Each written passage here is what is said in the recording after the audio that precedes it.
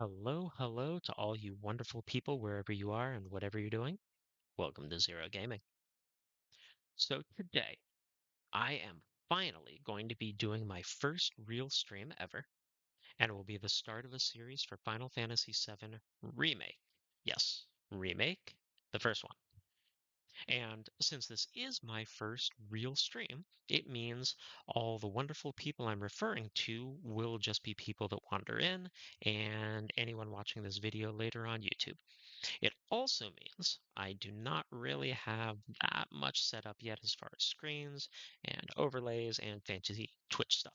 That can all happen later, like I mentioned in that intro video I did. However, I do have to start now because I'm kind of in a rush.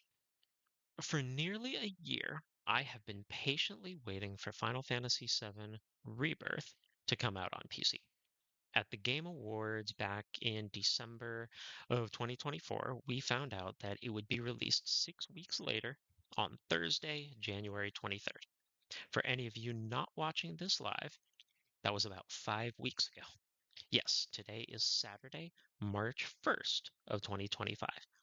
So for the last 11 weeks, I've been planning a replay of Remake to Ready for Rebirth series. And I have not only completely run out of time because of life, but run weeks over time. I played Final Fantasy VII Remake on PC as soon as it came out, and I completed everything, including hard mode and all the VR missions a while ago. But I never actually played the Yuffie Intermission portion. Now, I planned on having enough time to go through it before Rebirth, but here we are. So, replay of Remake to Ready for Rebirth means I'm going to be playing Final Fantasy VII Remake, including the Yuffie DLC, from start to finish on normal difficulty in as much of a speedy story run as I can, while also doing all the side missions. This is so that when I play Rebirth, everything is fresh in my mind and I'm back in practice for how to play the game going into Rebirth. Remake will be pretty quick as everyone is level 50 and everything is at max, but Yuffie will be brand new at whatever she starts at, so that might take a little bit longer. And the DLC is supposed to be pretty short, so I will see how much time I have as to what kind of side stuff I can do on stream and what I have to do just separately to clean up achievements. All of that is to say, I have a plan for this series to be split up into 6 parts of 3-ish chapters per stream for Remake, and 1 stream for both chapters of the DLC. Both parts of Remake, 7 streams. Sounds kind of perfect, right? So, today's stream is going to be this intro video, which is probably going to be a total of about 10 minutes long, and then chapters 1 and 2 of the game. That will get us to Sector 7 and be in a good stopping point. Chapter 3 is a lot of tutorial and side missions, so that can run a bit long. The next stream will be Sector 7 and side missions, and up to getting to the underplate section with all the lights after the subway. So stream 3 will be underplate and the lights, the reactor, and meeting Aerith and doing all those side missions with her. Stream 4 heads through the wall market, the sewers, the train graveyard, and the pillar. Obviously, that's a pretty good place to stop after that. Stream 5 is going to take us under Sector 7, through a couple of side missions, through the sewers again, and then heading up toward the Shinra building. Stream 6, which I may be underestimating how long it will be, but it's going to be the entirety of the Shinra building and finding Aerith, the Hojo trials, and then the finale. Then Stream 7 will be both chapters of the DLC. No Fort Condor, minimal extras, and again, I can clean those up later.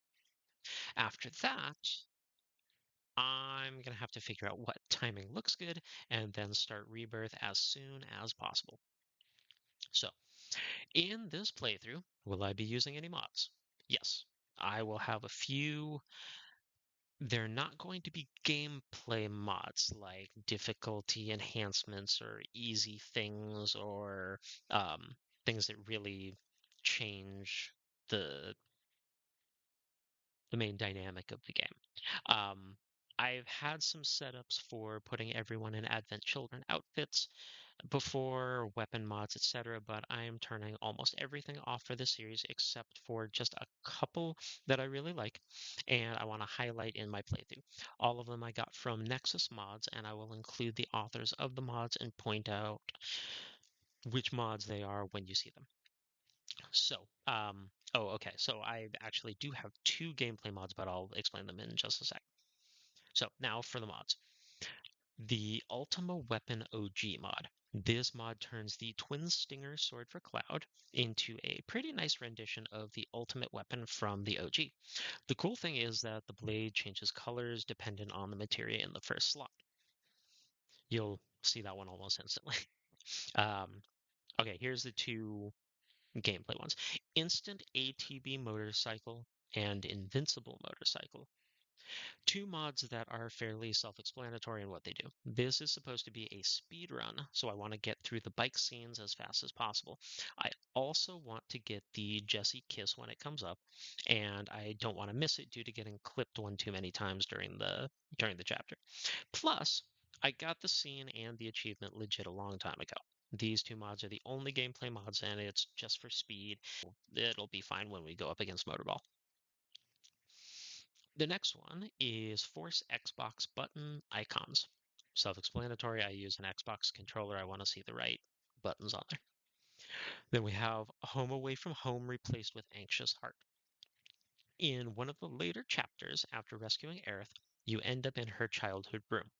This is a change from the OG when the team is actually in holding cells. The music in that room is okay, but I prefer Anxious Heart like in the OG. This mod does that.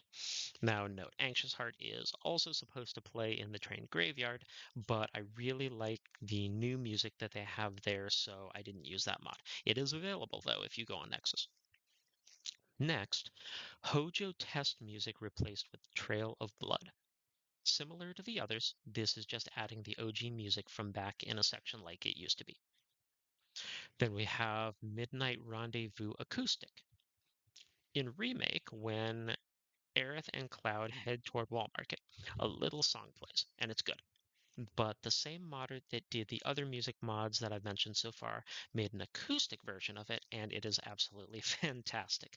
I love it so much, and it's the normal for me. I never turn it off. So I hope you guys enjoy it as well. Then we have Wall Market Music Mod V2.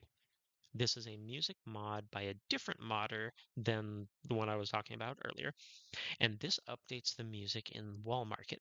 Now, honestly, it's amazing. Each section has a different feel to it, and it adds extra dimensions to the chapter. I cannot wait for you to hear it, and you'll definitely be wowed when you hear it. Next, classic Blood Trail style. Okay, so in Chapter 17, the song Trail of Blood plays while the team is following a trail of blood to the president's office. In Remake, the trail looks kind of purple and smoky and weird, so this mod makes it a more natural color. It also adds back some of the casualties of Sephiroth in various places, making it look a lot more like the original did. I like it that way.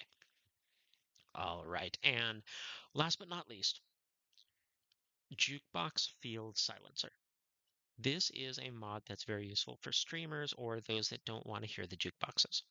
When you run around near one in the game, it automatically starts playing one of those songs. However, these are all copyrighted tracks. Since those are real songs that people like to make strikes on against, this keeps them from playing. Easier for everyone trying to deal with it. So, one final note before I get started. I am doing all of this on one gaming laptop. It's pretty solid, but it does sometimes have overheating and crashing issues. If I crash, hang tight, I will be back. As well, graphically, I've got everything looking pretty and minimal stutters.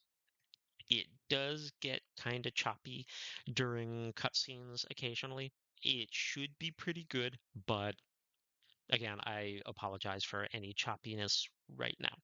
I did do a test stream not long ago, and it looked like everything was fairly smooth, so hopefully that translates over.